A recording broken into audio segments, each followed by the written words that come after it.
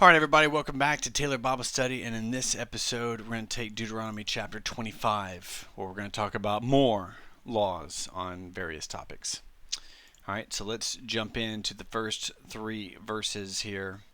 We're going to see a limit on corporal punishment.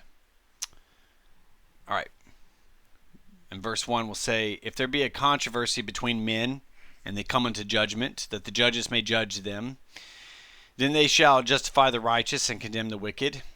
And it shall be, if the wicked man be worthy to be beaten, and the judge shall cause him to lie down and to be beaten before his face, according to his faults, by a certain number.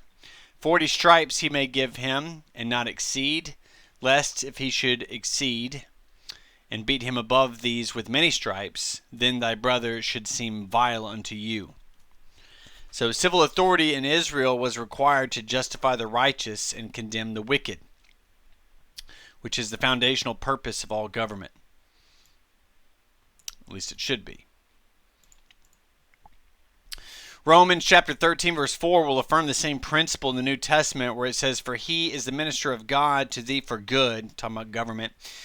"But if you do that which is evil, be afraid, for he, the government, bears not the sword, judgment in vain."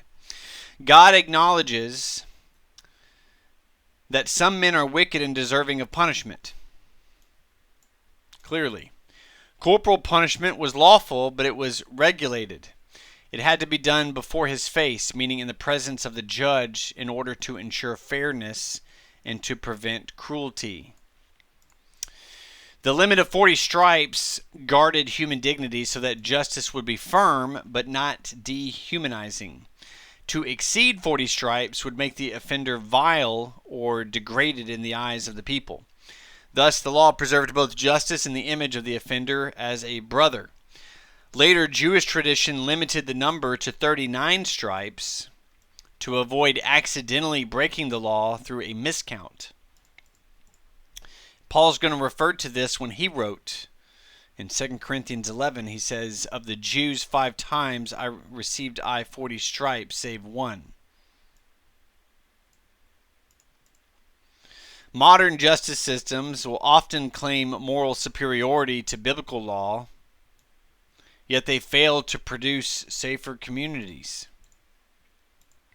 God's law, on the other hand, balanced righteousness, accountability, and restraint far better than any human legal systems do today. All right, the command to not muzzle the ox, verse 20 or chapter 25 verse 4, and it says, "You shall not muzzle the ox when he treads out the corn or the grain." This little command reveals God's concern for both justice and mercy, extending even to the working animals. In ancient agricultural practice, oxen would tread grain to separate the kernels from the husk, and it would be very cruel to prevent them from eating some of that grain as they were working. And this law is going to teach humane treatment towards animals, but it also contains a broader principle of fairness. The laborer deserves to partake of the fruit of his labor. Paul will directly apply this verse to ministers of the gospel. Later on, when he says in 1 Corinthians 9, he writes, "For it is written in the law of Moses, Thou shalt not muzzle the mouth of the ox that treads out the corn. Does God take care for oxen? Or saith he it altogether for our sakes? For our sakes, no doubt, this is written." Likewise, in 1 Timothy 5:18, it says, "For the scripture says, You shall not muzzle the ox that treads out the corn, and the laborer is worthy of his reward." Mind you, they need to be spreading the gospel. And the principle here is clear. Those who serve, whether it is animal or human, should not be deprived of a rightful provision.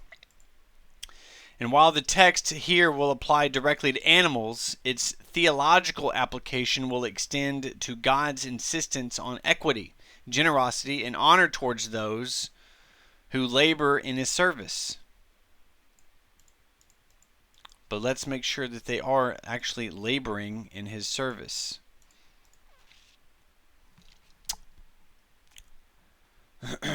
and not just buying mansions for vain philosophy. Very little scripture, much philosophy, big mansions. I believe it's part of the believer when giving to various ministries is to make sure that where your money goes is getting a good return. Right? You should be investigating your investments. You want to see a return. You want to see it go up. You make sure you want, if you're giving to someone that's going to spread the gospel, make sure they're theologically on point. Don't just blindly give to someone just because. All right, 2 laws dealing with family matters. The marriage obligation of a surviving brother. In Deuteronomy chapter 25, verses 5 through 10, and it says, "If brethren dwells together, and one of them die, and have no child, the wife of the dead shall not marry without unto a stranger. Her husband's brother shall go in unto her, and take her to him to wife, and perform the duty of a husband's brother unto her. And it shall be that the firstborn which he bears shall succeed in the name of the brother which is dead, and that his name be not put out of Israel. And if the man like not to take his brother's wife, then let his brother's wife go up to the gate of the elders, and say, My husband's brother refused to raise up unto his brother a name in Israel, and he will not perform the duty of my husband's brother. Then the elders of his city shall call him and speak unto him, and if he stands to it and says, I like not to take her, then shall his brother's wife come unto him in the presence of the elders, and take off his shoe from off of his foot, spit in his face, and shall answer and say, So shall it be done unto that man that would not build up his brother's house. And his name shall be called in Israel the house of him that has his shoe loosed." This will be another throwback and another reason to read the little book of Ruth. Can you imagine this scene? And this happens in Ruth too, and it's quite humorous in my opinion. Because the nearer kinsman will reject Ruth, and it will go on to Boaz. But they are to loose the shoe, spit in his face, and shall answer and say, So it shall be done unto that man that will not build up his brother's house. They took this very seriously. This command is described what is called a levirate marriage, from the Latin term levir, which means brother-in-law. And it was designed to preserve the name, lineage, and inheritance of a deceased man that died without children.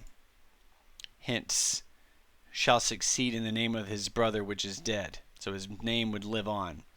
In Israel, dying without a descendant was considered a severe tragedy, for it meant loss of the family legacy, loss of inheritance rights, and disappearance of that man's name from the covenant people. So, if brothers lived together and one died childless, the surviving brother was obligated to marry the widow and perform the duty of a husband's brother unto her. All right? The firstborn of that union was legally considered the son of the deceased, not the biological father, that his name be not put out of Israel. This protected their tribal inheritances in Numbers 36, verse 7, and it upheld God's covenant structure within the family and land. And this practice was not isolated to Israel alone. Similar customs existed amongst the Hittites, the Assyrians, and other cultures in Asia, Africa, and South America.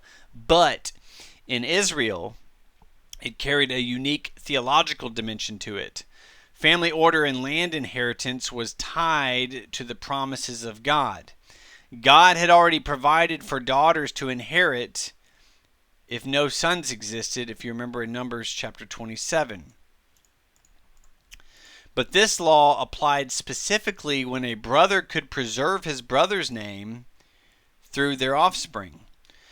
And if a man refused this duty, the widow could appeal publicly. When they talk about going before the gate with the elders, it's kind of like the courthouse where they handled all civil, and it was all their cases was done there. She could go and appeal publicly to the elders at the city gate, and before witnesses she could remove his sandal and spit before his face, declaring, "So shall it be done unto this man that will not build up his brother's house." The removal of the sandal here is symbolizing his refusal to walk in his covenant obligation and relinquishment of any claim that he would have in his brother's inheritance. His family would then be given a lasting mark of shame, that the house of him that has his shoe loosed. The disgrace lays not in remaining unmarried to the widow, but in rejecting his duty in order to preserve his brother's name. This is a public testimony that he valued his personal convenience over family loyalty and covenant responsibility. That's really what's happening here. And of course, the most famous example of this, quite humorous, of this Levirate-like responsibility is going to be found in the book of Ruth. Boaz acted as a kinsman redeemer for Ruth, who was the widow of Mahlon, who died in chapter 1 of that book. And when the near relative refused, because there was a near kinsman in front of Boaz, Boaz took his sandal in a legal exchange before witnesses in Ruth chapter 4, verses 7 through 10, which is going to fulfill the heart of this law. And this act preserved the name of the deceased, pay attention now, and through this lineage came out King David and eventually Jesus Christ. That's why I pointed out. And this law reveals how seriously God takes family inheritance, covenant identity, and loyalty. In a culture that increasingly abandons duty in favor of personal freedom, this passage stands as a rebuke. God values legacy, family honor, and self-sacrifice for the sake of others. Verse 11 and 12, wives are forbidden to interfere in their husbands' fights. Isn't that interesting? Verse 11 and 12, it says, When men strive together one with another, and the wife of the one draws near for to deliver her husband out of the hand of him that smites him, and puts forth her hand, and takes him by the secrets, then thou shalt cut off her hand, and your eye shall not pity her. This law is addressing a very specific and extreme situation here. Two men are engaged in physical combat, and the wife of one intervenes into this in a very dishonorable and intimate way by seizing the opponent by the secrets, which means obviously his genitals, the family jewels. This is not only viewed as indecent, but as a violent threat to a man's ability to bear children and to preserve his lineage and to fulfill God's command to be fruitful. So in ancient Israel, the ability to produce descendants was directly tied to inheritance, covenant promises, and the continuation of your name in Israel. For this reason, an attack on a man's reproductive organs was seen as an attack on his future, his family line, and his covenant identity. And so the punishment God commanded was severe and uncompromising. Then you shall cut off her hand, and your eye shall not pity her. And this severity here underscores a lot of principles. First, God demands modesty and honor in all conduct, even in urgent or highly emotional situations. The wife's motive, which was just defending her husband, did not justify the indecency or the excessive bodily harm. Secondly, God placed high value on protecting life, inheritance, and generational continuity. As some scholars will note, this punishment likely just served as a legal precedent for similar offenses that endangered reproduction and violated modesty or brought shame into public conduct. This was not about prohibiting a wife from helping her husband. It was about forbidding a method that was disgraceful, aggressive, and destructive to a lineage. Lineage was a big deal in this culture, right? Matthew Poole will note that this act was severely judged, partly because of the great mischief she did to him, both to his person and posterity, and partly to deter all women from immodest and impudent carriages, and to secure that modesty which is indeed the guardian of all virtues. Israelite culture viewed modesty as foundational to moral order. To cross that boundary in public was not excused by emotion or loyalty, and God's law was meant to restrain immodesty and prevent humiliation and maintain public decency amongst his covenant people. Furthermore, this passage will illustrate an important legal principle in God's law. Pity must never override justice when God has clearly spoken. The phrase, "your eye shall not pity her," is going to appear in other laws involving capital crimes or severe offenses in Deuteronomy chapter 19 and 21. Mercy is a divine virtue, yet misplaced mercy, mercy at the expense of righteousness, is injustice. Again, mercy at the expense of righteousness is injustice. Man, do we see that like every day in the news. In this case, the preservation of dignity, generational legacy, and moral order is upheld above personal emotion here. Verses 13 through 16, two laws commanding justice. We're going to talk about good business dealings, honest weights and measures, right? God cares about how we do business. Is it fair? God has a say in it. It says in verse 13, "You shall not have in your bag divers weights, a great and a small. You shall not have in your house divers measures, a great and a small.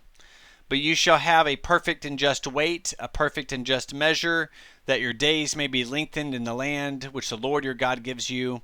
For all that do such things and all that do unrighteously are an abomination to the Lord your God." So what God is saying here is that he demands absolute honesty in all business dealings. By the term using divers weights meant having one heavy weight to buy with in order to get more, and a lighter one to sell with to give less. This was deliberate fraud disguised as fairness, right? Basically using fake weights on a scale. And these acts were not viewed as minor infractions or clever business practices. They were called an abomination to the Lord. Unfair business practices are an abomination. And the same word is used for idolatry and gross immorality. It's going to show that economic dishonesty is not a small sin. It is a violation of God's holiness and justice. God tied the nation's prosperity and longevity in the land directly to moral integrity in everyday transactions. Proverbs 11 will echo this principle. A false balance is an abomination to the Lord, but a just weight is his delight. Likewise, Leviticus 19 commands, "You shall do no unrighteousness in judgment, in meat yard, in weight, or in measure." God is just, therefore his people must reflect God's character in commerce, contracts, and private dealings. To cheat one another in weights and measures is to deny the fear of God and to corrupt society at its most basic level. Verse 17 through 19, justice against Amalek. All right, verse 17 will say, "Remember what Amalek did unto you by the way when you were come forth out of Egypt, how he met you by the way and smote the hindmost of you, even all that were feeble behind you, when you were faint and weary, and when he feared not God. Therefore it shall be, that when the Lord your God has given you rest from all your enemies round about, in the land which the Lord your God gives you for an inheritance to possess it, that you shall blot out the remembrance of Amalek from under heaven, and you shall not forget it." So Israel was commanded to remember Amalek, not for vengeance, but for justice. The Amalekites attacked Israel shortly after the Exodus account in Exodus chapter 17 and they specifically targeted the weak, elderly, and the stragglers in the back, people that could not defend themselves. This is an act of cowardice and cruelty, and the scripture will say plainly that he feared not God. So, unbelievers here. God declared perpetual war against Amalek because their attack was ultimately against God's covenant people and therefore was against God himself. So Moses, with the help of Aaron and Hur, lifted his hands in intercession while Joshua fought in the valley, and God granted victory. Yet the command to destroy Amalek entirely would not be fulfilled until Israel was settled and at rest in the land. And this command was later given to King Saul in 1 Samuel 15, verses 2 and 3, where God said, I remember that which Amalek did to Israel. Now go and smite Amalek and utterly destroy all that they have. And Saul partially obeyed. And he spared King Agag and the best of the livestock. And because of that disobedience, God removed him from being king. And that happened in 1 Samuel 15. So centuries later, an Amalekite descendant named Haman, this is important, that disobedience from 1 Samuel 15 will show up later in the book of Esther. Because a descendant named Haman attempted to exterminate all the Jews in the book of Esther, proving that incomplete obedience leaves open the door for future destruction. It's in there for us to learn. So many Bible teachers will see Amalek as a spiritual picture of the flesh or the sinful nature, which attacks when the believer is weak and it shows no fear of God, and it must be completely dealt with or it will rise again. Galatians chapter 5 verse 17 will say, for the flesh lusts against the spirit and the spirit against the flesh, so that you cannot do the things that you would. So just as Amalek was to be blotted out entirely, so the flesh or sinful nature must not be negotiated with or spared. Put it away from you. Cut it out. It will do you no good. All right. And that will tie up Deuteronomy chapter 5. Thank you for joining me.